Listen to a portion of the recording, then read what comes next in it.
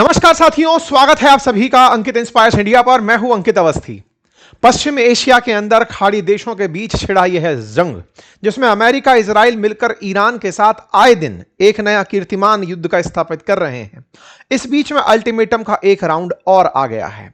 इस बार ट्रंप ने 48 घंटे का टाइम देकर शाम 8 बजे तक, कल यानी 6 तारीख तक का समय दिया है। कल अल्टीमेटम दिया था आने वाले कल के लिए शाम 6 बजे तक के लिए कि या तो 6 अप्रैल शाम 8 बजे तक हमारी शर्तें मान जाओ और स्ट्रेट ऑफ हॉर्मुज खोल दो, अदरवाइज मैं बहुत बड़ा बवाल खड़ा कर दूंगा। ट्रंप के इस बयान के मायने निकाले गए, क्योंकि पहले 5 दिन का, फिर उसके बाद अगले 5 दिन का समय देते देते ट्रंप अब फाइनली 6 अप्रैल तक पहुंच चुके हैं। 10 दिन के लिए जो मोहलत थी वो 6 अप्रैल 2026 को खत्म हो रही है। ऐसे में ईरान को 48 घंटे पूरे होने की हिदायत दी गई है। क्या वाकई में इस बार अमेरिका कुछ ऐसा कर जाएगा जिसका ईरान ने कभी विचार ना किया हो? क्या दुनिया के लिए वाकई अमेरिका कल शाम को कोई ऐसी घटना प्रेषित कर देगा जो अपने आप में लोगों के बीच चिंता का और दुनिया में अस्थिरता का कारण बन जाएगी? आज के सेशन में इन सभी सवालों के जवाब तलाशेंगे। वहीं दूसरी तरफ ट्रंप जहां एक और धमकी देते चल रहे हैं, क्या ईरान इनकी इन धमकियों से डर गया है? क्या ईरान तैयार होने के लिए कुछ सोच रहा है? क्यों ऐसा मीडिया में चल रहा है कि ईरान ने अब अपना थ्रेशोल्ड टच कर दिया है? यहां से आगे अब कुछ भी हुआ तो ईरान बहुत बुरा हाल पश्चिम एशियाई देशों का कर देगा। इन सभी परिस्थितियों का आज के सेशन में जिक्र है और साथ में इस बात का भी जिक्र है जो हाल में अमेरिका के पायलट्स ईरान में गिरे थे, उन पायलट्स के रेस्क्यू ऑपरेशन के नाम पर अमेरिका की बनी मजाक का। क्योंकि 20 साल के इतिहास में यह पहली बार हुआ है कि अमेरिका का कोई फाइटर जेट दुश्मन देश ने अपने सीमा क्षेत्र में निशाना बना लिया हो और उन पायलट्स को पकड़ने की कवायद की हो। इस विषय पर भी आज के सेशन में डिटेल अपडेट है। आगे बढ़ेंगे उससे पहले आपसे छोटी सी गुजारिश, चैनल को सब्सक्राइब करना ना भूलें। चैनल सब्सक्राइब कर लें, क्योंकि हमारे लगभग 40% साथी ऐसे हैं जो सेशन तो नियमित रूप से सुन रहे हैं लेकिन उन्होंने सब्सक्राइब नहीं किया हुआ है। आपसे रिक्वेस्ट है कि आप चैनल को सब्सक्राइब करें, इसका कोई शुल्क नहीं है। चलिए आगे बढ़ते हैं साथियों। अमेरिकी राष्ट्रपति डोनाल्ड ट्रंप ने ईरान को स्ट्रेट ऑफ हॉर्मुज खोलने का जो 48 घंटे का मोहलत दिया है वो कल शाम 8 बजे तक के लिए 6 अप्रैल का समय है। ट्रंप के इस संदेश को इस तरह से पढ़ा जा रहा है कि time is running out, that is 48 hours before all hell will rain down on them, glory be to the god. इनका सीधा सा अर्थ है कि मैं इतना बड़ा कहर बरपाऊंगा, अब तुम्हारे पास 48 घंटे बचे हैं। हालांकि ट्रंप ने इससे पहले तक जो 10 दिन का समय लिया उसमें कहा गया था कि वो सीज फायर कर रहे हैं, लेकिन उन्होंने कोई सीज फायर किया नहीं था। उसके बावजूद उनके द्वारा लगातार हमले इजराइल के साथ मिलकर ईरान पर जारी थे। इस बीच में जब आप 48 घंटे के मोहलत की बात बोलते हैं तो ये फिर से सवालों के दायरे में खड़े हो जाते हैं, क्योंकि ऐसा ही मोहलत इन्होंने 22 मार्च को दिया था। 22 मार्च को ट्रंप ने कहा था कि स्ट्रेट ऑफ हॉर्मुज खोलने के लिए 48 घंटे का समय दे रहा हूं, अन्यथा मैं ईरान के पावर प्लांट्स को उड़ा दूंगा। ट्रंप के इस धमकाने के बाद में ईरान ने अपनी तरफ से इन्हीं देशों को धमकाया जहां पर अमेरिका के बेसिस हैं और कहा था कि अगर आपने हमारे पावर प्लांट्स पर हमले किए तो हम आपके डीसैलिनेशन प्लांट्स जितने भी पश्चिम एशियाई देशों में हैं उन्हें निशाना बना देंगे। यानी कि पानी पीने के लिए जो समुद्री पानी पर निर्भर हैं पश्चिम एशिया के देश, खाड़ी के देश, उन्हें हम दिक्कत खड़ी कर देंगे। ट्रंप 22 मार्च को दी 48 घंटे की धमकी से पीछे हटते हैं। धमकी में पावर प्लांट्स उड़ाने की धमकी थी। इस बार भी जो धमकी है वो असल में पावर प्लांट्स को ही उड़ाने की है। यानी कि अमेरिका को ऐसा लगता है कि वो ईरान के पावर प्लांट अगर उड़ा देगा तो ईरान पूरी तरह सरेंडर कर देगा। तो वो पावर प्लांट्स को उड़ाने के नाम पर, बिजली उत्पादन केंद्रों को उड़ाने के नाम पर धमका रहा है। 23 तारीख को या 22 तारीख को जो 48 घंटे पूरे होने थे 24 तारीख के दिन, तो 23 तारीख को ट्रंप बाहर आते हैं और अपनी तरफ से यहां पर हमला करने का जो अपना सोच था उसे टालते हुए 5 दिन की मोहलत देते हैं कि मैं 5 दिन का समय देता हूं, स्ट्रेट ऑफ हॉर्मुज खोल दो, अदरवाइज मैं पावर प्लांट पर हमले कर दूंगा। फिर भी ट्रंप इस सीज फायर ऐलान के बाद भी रुके नहीं, लेकिन पावर प्लांट पर हमले नहीं किए। फिर आगे 5 दिन की समय निकलती है, 26 मार्च के दिन समय देते हैं कि मैं अगले 10 दिन के अंदर, मतलब टोटल डेडलाइन जो है वो बढ़ाकर 10 दिन कर रहा हूं, 6 तारीख तक यानी 6 अप्रैल तक आप या तो मान जाओ, 26 से 6 अप्रैल का समय दिया गया, अन्यथा मैं आप पर हमले कर दूंगा। तो एक तरीके से 22 मार्च से लेकर के 6 अप्रैल आने को है।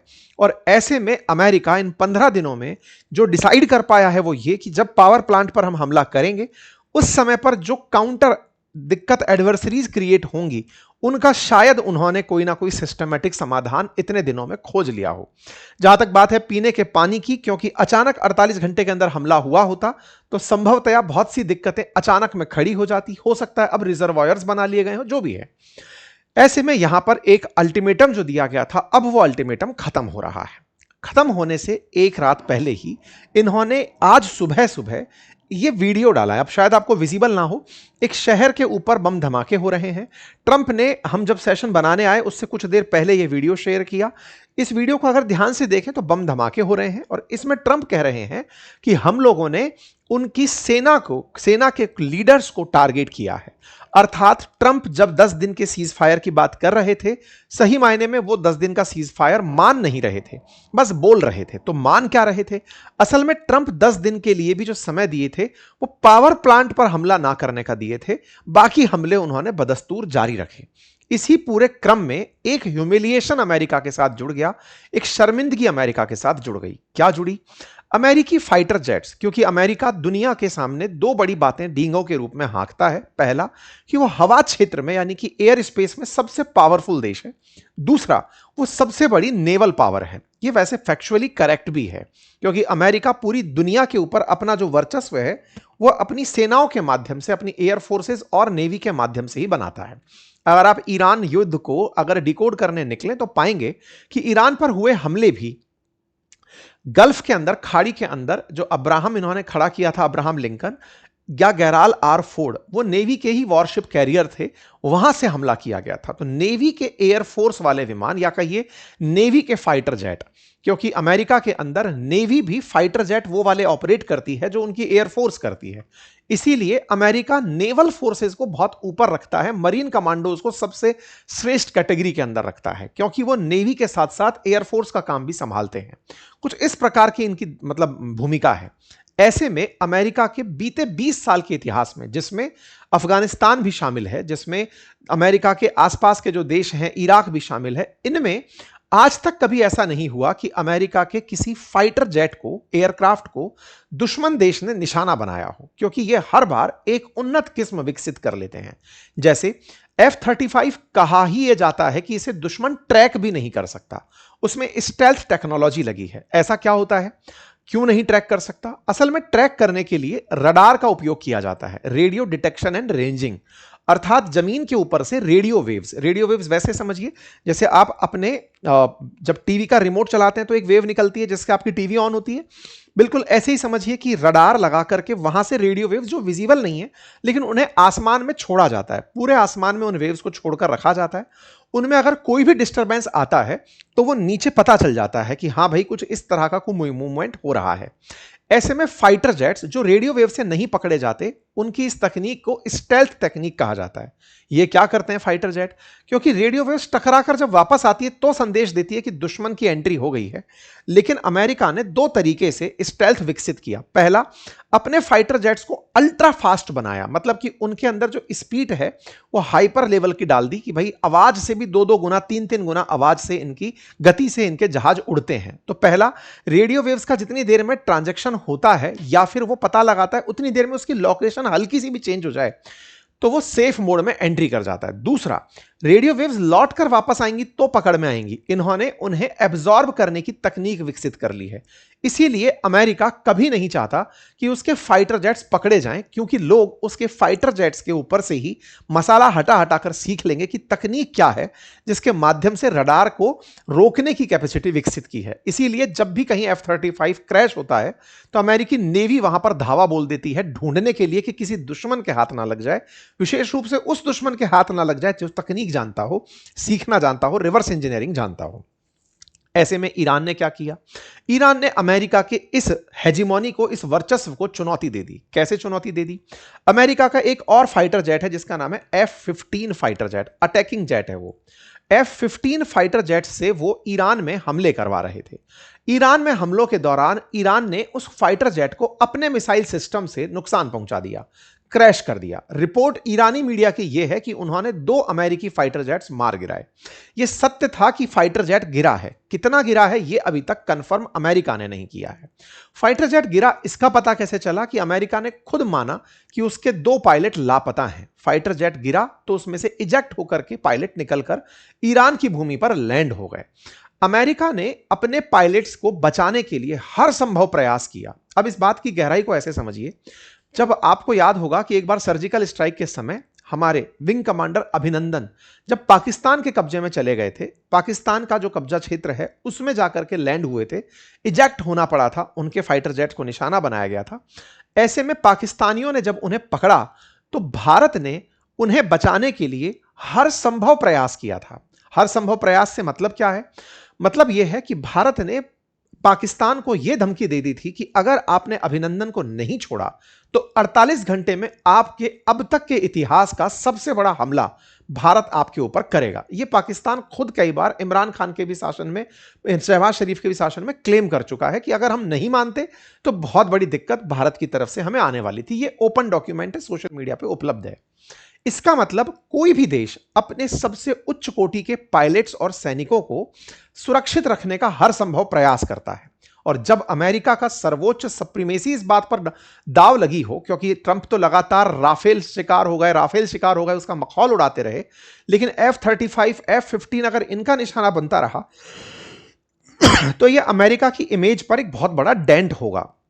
और इसी डेंट को देखते हुए इनके पायलट्स का ईरान में गिर जाना, मैंने पिछले एक सेशन में आपको बताया था कि पायलट्स गिर गए हैं और उन पायलट्स को ढूंढने के लिए आप इस तरह विचार करिए कि उन्हें ढूंढने के लिए अमेरिका ने जो रेस्क्यू ऑपरेशन चलाया उसमें कई सारे हेलीकॉप्टर्स, हवाई जहाज ईरान के क्षेत्र में घुमाए। मतलब आप सोचिए, एक पायलट को बचाने के लिए इन्होंने अपनी सारी ताकत झोंक दी कि उस पायलट को रेस्क्यू करके लाना है। रेस्क्यू करने के लिए ईरान के उस क्षेत्र में फाइटर जेट्स को नीचे आना था, या रेस्क्यू ऑपरेशन में यूज होने वाले हवाई जहाजों को या हेलीकॉप्टर्स को थोड़ा नीचे आना था ताकि वो उसे वापस पिक करके ले जा सकें।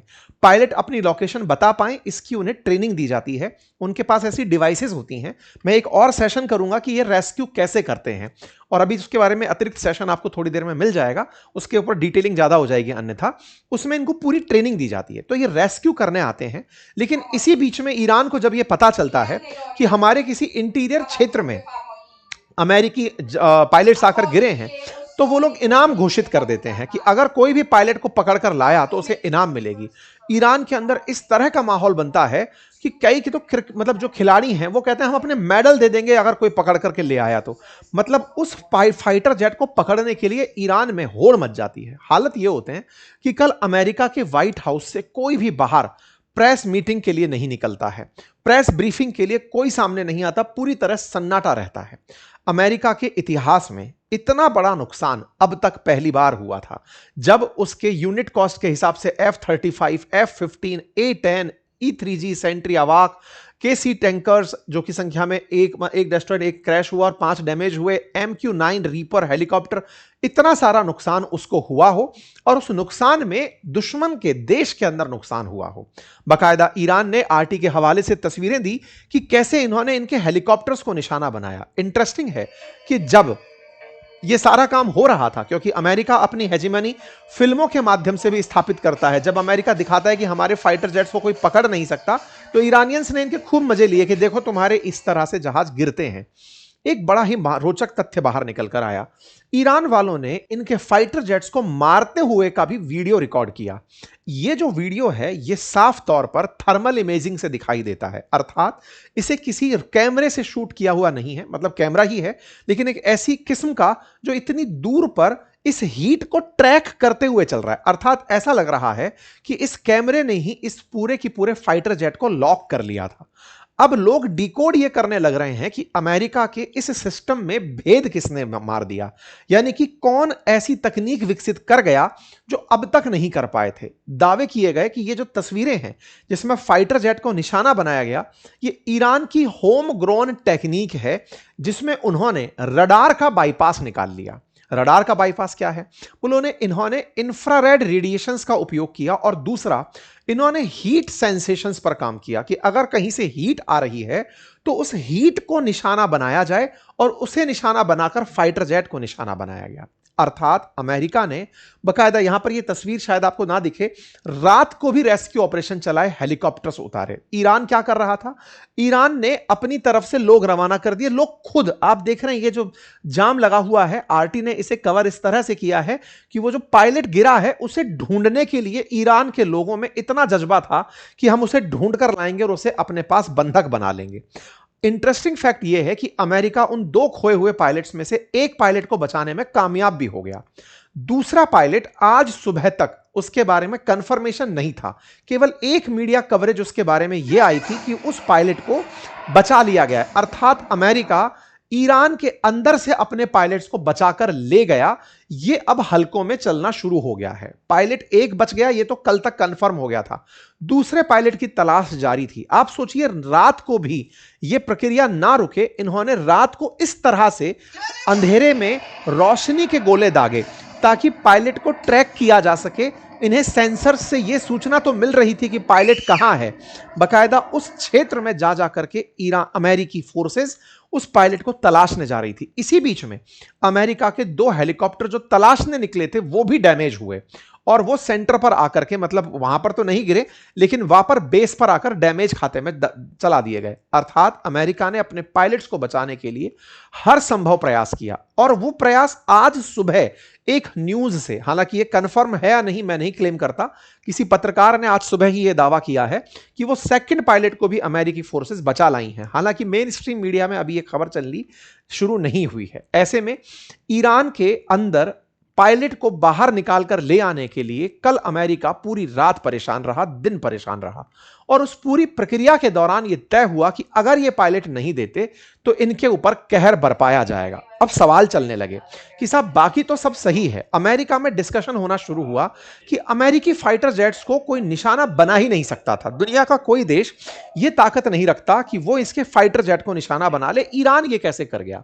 3 सिस्टम्स के नाम लिए गए कि या तो ईरान का मजीद सिस्टम है, या फिर वर्बा सिस्टम है, या HQ-9B सिस्टम है।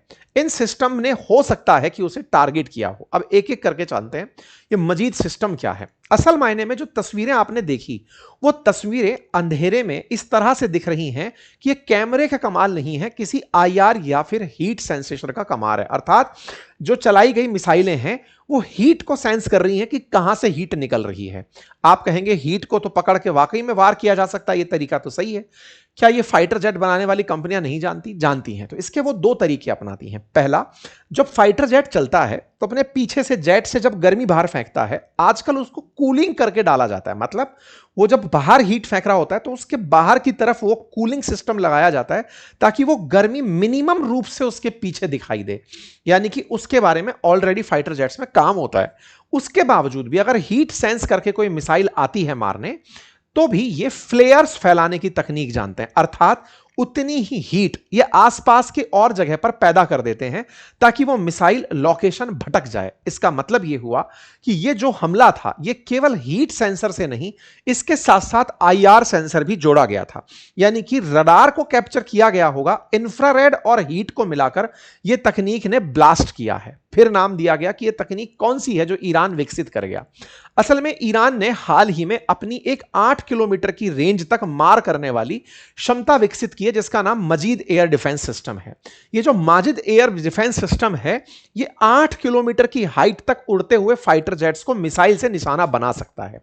हाल ही में ईरान ने क्लेम किया इस युद्ध के दौरान ही कि हमने अपना नया एयर डिफेंस सिस्टम एक्टिवेट कर दिया है। इसका मतलब हुआ कि एयर डिफेंस सिस्टम के जो भी तरीके अब तक चले आ रहे थे उससे भी उन्नत किस्म की तरफ हम चले गए हैं। अभी अमेरिका को लगता था कि ईरान के संपूर्ण आसमान पर उसका कब्जा है, वो गलतफहमी में ना रहे।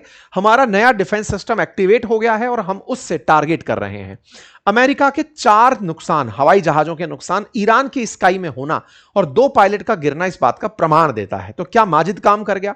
अगर काम कर गया तो समझिएगा कि कुछ दिनों बाद भले ही अमेरिका F-35 बेच पाए या ना बेच पाए, लेकिन ईरान अपना माजिद बेचने के लिए दुनिया में बाहर जरूर आ जाएगा। नंबर 1। नंबर दूसरा, एक और चर्चा निकलकर आई और वो थी वर्बा की। वर्बा क्या है? असल में एक सुर्खी बाहर तैर रही है और वो सुर्खी ये है कि रशिया ने 500 Verba man portable surface to air missile system Iran को दिए थे। ये कंधे पर रखकर चलाए जा सकने वाले मिसाइल लॉन्चर्स हैं, जिन्हें देख करके निशाना बनाने में, टारगेट में यूज किया जाता है, यानी कंधे से ऑपरेट की जा सकने वाली मिसाइल है और इसे लो एल्टीट्यूड पर उड़ते हुए फ्लाइंग ऑब्जेक्ट्स के ऊपर चलाया जा सकता है। सेंसर्स इसमें भी वो सारे लगे हैं, लेकिन इसके लिए इंसान की बुद्धिमत्ता का राइट में उपयोग किया जा सकता है कि निशाना बना के चलाया जा सके। हालांकि आप में से कुछ लोग कहेंगे कि इतनी तेज चलती चीज में कोई निशाना कैसे लगाएगा, तो अगेन इसमें भी हीट और आईआर के बारे में बात कही जा रही है। तीसरी बात चाइना के HQ-9B की भी चल रही है कि चाइना का मेड HQ-9B ईरान के पास था, हो सकता है कि उसे यूज करके इस तरह का नुकसान पहुंचाया गया हो। जो भी है, तीनों के तीनों प्रोडक्ट अमेरिका के लिए बहुत ही नुकसानदायक सिद्ध होंगे। ईरान इसीलिए अब और अच्छे से चौड़ में आकर अमेरिका को धमकाने निकल आया है। हद यह हुआ कि इन्होंने कल रात ही कुवैत के अंदर खुद कुवैत के फाइनेंस मिनिस्ट्री को, कुवैत के अंदर जो वो थी रिफाइनरीज थी, उनको ईरानियंस ने नुकसान पहुंचाया। कुवैत को नुकसान क्यों पहुंचाया मैं पहले भी बता चुका हूं कि इन्हें वो सब जगह नुकसान पहुंचाना है जो जो अमेरिका के साथ खड़े रहे।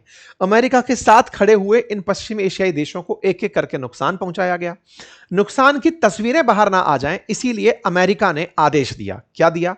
कि अब सैटेलाइट इमेजेस जो आप आए दिन देख रहे थे कि देखो पहले ये हुआ करता था, अब ये है, पहले ऐसा हुआ करता था, अब ये है, अमेरिका ने उन पर ब्लैंकेट बैन लगा दिया है। ये प्लैनेट नाम से एक वो है सॉफ्टवेयर है, या कहिए कि इमेज प्रोवाइडर है, उसकी तरफ से यह आया है कि due to conflict in Middle East, US government has requested all satellite images providers voluntarily implement an indefinite withhold of imagery in the designated area of interest। यानी कि इन क्षेत्रों के अंदर से अब आप इमेजेस जारी ना करें, ऐसा एक मैसेज सर्कुलेट हो रहा है। मेरे प्यारे साथियों, इस तरह के मैसेजेस का सर्कुलेट होना दो तरह की बातें बताता है कि अमेरिका का नुकसान बहुत हो रहा है, लेकिन वो दुनिया के सामने अपनी किरकिरी को होने से रोकना चाहता है कि किसी को पता ना चले। दूसरा भी हो सकता है कि ये प्लैनेट वालों ने खुद ने अपनी तरफ से अपनी पीआर बनाने के लिए ये लाइन लिख दी हो। आने वाले समय में अगर इमेजेस आना रुक गई तो होगा कि ये सही थे, और नहीं रुकी तो माना जाएगा कि इन्होंने अपनी इमेज बनाने के लिए ये सब किया। इस बीच में ट्रंप क्या कर रहे हैं? ट्रंप अपनी लोकप्रियता का एक झूठा ग्राफ शेयर कर रहे हैं कि लोग चाहते हैं, मेरी अप्रूवल रेटिंग 96% पहुंच गई है, कि मैं बढ़िया काम कर रहा हूं। खैर कोई बात नहीं, अब बात कर लेते हैं ईरान की। क्या ईरान 48 घंटे के अल्टीमेटम के लिए इस बार तैयार है? उसने कहा कि हम 48 घंटे के सीज फायर प्रपोजल को तो डिनाई करते ही हैं, और अमेरिका के लिए हमने एक बड़ा सरप्राइज अब तैयार करके रख लिया है।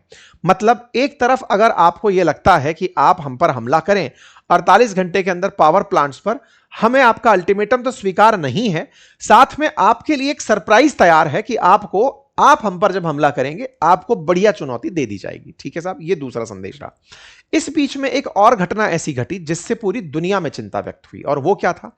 असल में बुशहर नाम से एक जगह है ईरान के अंदर, बिल्कुल खाड़ी के अंदर किनारे पर लगी हुई जगह है, खाड़ी के उत्तरी किनारे पर लगी हुई जगह है। बुशहर नामक जगह पर ईरान के अंदर एक रेडियो एक्टिव, या फिर कहिए कि रिएक्टर चलता है, जहां रेडियो एक्टिव यूरेनियम से बिजली पैदा की जाती है। यह बुशहर प्लांट सोवियत रूस की मदद से शुरू हुआ, या कहिए रशिया की तरफ से शुरू हुआ ईरान के अंदर प्लांट था।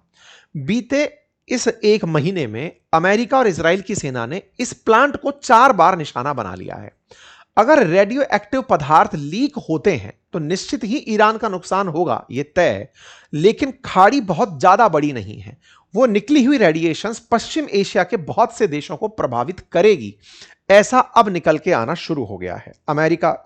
ईरान ने यूएन में इस बात की कहा है कि देखिए सर, पहले रशिया यूक्रेन के समय पर जैपोरिजिया पर जब हमला हुआ था वो भी गलत था, और अब बुशहर पर जो हमला हो रहा है वो भी गलत है। अगर रेडियो एक्टिव पदार्थ लीक हो गए तो ईरान को नुकसान है, ये सही है, लेकिन बहुत से क्षेत्रों में नुकसान होगा, ये तैयार रहे। इस बीच में रूसी जो साइंटिस्ट यहां काम कर रहे थे, लगभग 200 की संख्या बताई गई थी, 196 के आसपास, उन्हें यहां से निकाल लिया गया है। वो वापस अपने ठिकाने पर चले गए हैं। बीते महीने में 4 बार हुए इस हमले से निश्चित ही बुशहर को नुकसान पहुंचा है और एक बड़ी त्रासदी बिल्कुल गेट पर खड़ी है। हो सकता है कि इस युद्ध में एक न्यूक्लियर ट्रेजेडी भी आपको सुनने को मिले, जो कि मानवता के लिए एक बहुत बड़ा संकट खड़ा कर देगी। पश्चिम एशिया के जो भी देश खाड़ी से लगते हैं, ना केवल ईरान, बल्कि फिर चाहे यूएई हो, कुवैत, बहरीन, कतर, ये सब देश इसकी रेडिएशन के प्रभाव में आएंगे, जो कि एक बहुत बड़ी चिंता का कारण बनेगा। खैर, अब जो भी है, इस बीच में बुशहर की लोकेशन तो चिंतादायक है ही। अमेरिका के द्वारा ये लगातार ऐसे जो प्रयास हैं, ये सोचकर किए जा रहे हैं कि हम तो बहुत दूर रहते हैं, इजराइल भी बहुत दूर रहता है, उन्हें कोई नुकसान नहीं होगा, कोई बात नहीं। लेकिन इस बीच में ईरान ने साफ कहा है कि अगर आप ऐसा कुछ भी सोच रहे हैं तो चिंता मत करिए, हमारी तरफ से आपके लिए सरप्राइज तैयार है। तो देखते हैं कल शाम 8 बजे जब अल्टीमेटम पूरा होगा उसके बाद क्या होता है। आप लोग क्या सोचते हैं कि क्या हो पाएगा, कमेंट बॉक्स में जरूर बताइएगा। फिलहाल के लिए इतना ही। जानकारी पसंद आई हो तो अपने साथियों से साझा करें। चैनल पर नए हैं तो फिर एक बार रिक्वेस्ट है कि आप सब्सक्राइब करना ना भूलें। बहुत बहुत धन्यवाद।